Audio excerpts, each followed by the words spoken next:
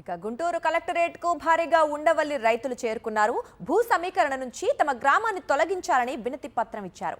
12 ఏళ్లుగా భూములను కాపాడుకుంటున్నామన్నారు రైతులు. భూములు తీసుకుంటే రోడ్డున పడతామని రైతులు ఆవేదన వ్యక్తం చేశారు. ఇక ఇప్పటి వరకు సేకరించిన భూమి సరిపోదా అంటూ రైతులు తీవ్ర ఆగ్రహం వ్యక్తం చేశారు.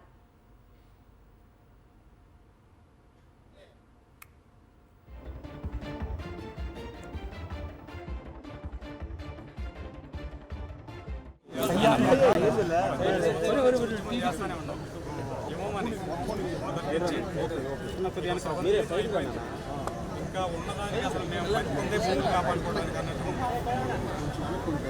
మాకు అసలు రాజధాని పరిధిలో ఉండటం ఇష్టం లేదు. అసలు తీసేస్తే ఒక సెంటు 30 లక్షలు ఉంది. వాళ్ళు ఇచ్చే ప్లాట్ కూడా అంత రేటు 7 కోట్లు ఉంటుంది. 30 సెంట్లు పొజిషన్ పెట్టాడు, సమీకరణ ఉంది. అసలు తీసేయమని అడుగుతున్నాం. రెండు మా పరిధిలో ఉండమంటే మేము తీసేయండి, మా భూమిని అభివృద్ధి చేసుకుంటాం, యాక్సెస్ రోడ్డుకి సహకరిస్తాం, వీటి వాక్కి ఇస్తాం, మిగతాది మా రోజులు రావద్దని. మేమేమి అడ్డుకుంటా ఉండలేదు అభివృద్ధి.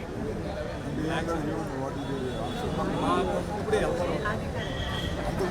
అంతకుముందు అసలు ఎవరున్నారు చెప్పేవాళ్ళు అసలు ఏం లేదు. 2 ఏళ్ళ నుంచి ఇదే పని కడితే మేము ఇస్తాం. మొత్తం తీసుకుంటేనే అభివృద్ధి అవుతుందంట. మొత్తం మా భూమి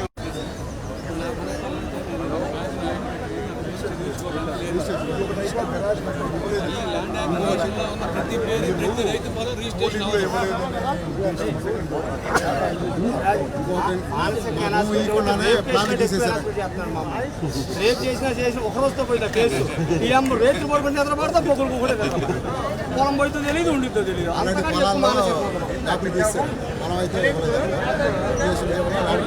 ఎకరాలు ఇచ్చేస్తారు.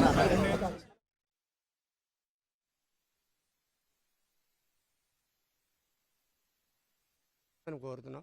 పవన్ కళ్యాణ్ గారు ఉండవల్లి వచ్చారు. ఉండవల్లి వచ్చి నన్ను దయచేసి ఆయన స్టేజ్ మీద పిలిపించాడు. మీ కోరికలు ఏంటి, ఎందుకు ఎవరని అడిగాడు.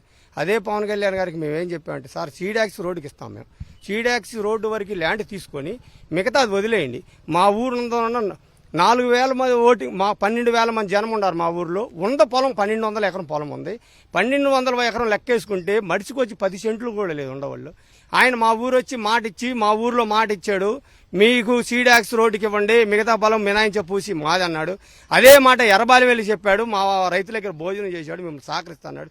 3 సార్లు మేము పవన్ కళ్యాణ్ లెటర్ పెట్టాం, నీ సహకరిస్తాను, నేనే లెటర్ పెట్టాను, సహకరిస్తామని చెప్పి ఇంతవరకు సహకరించలేదు.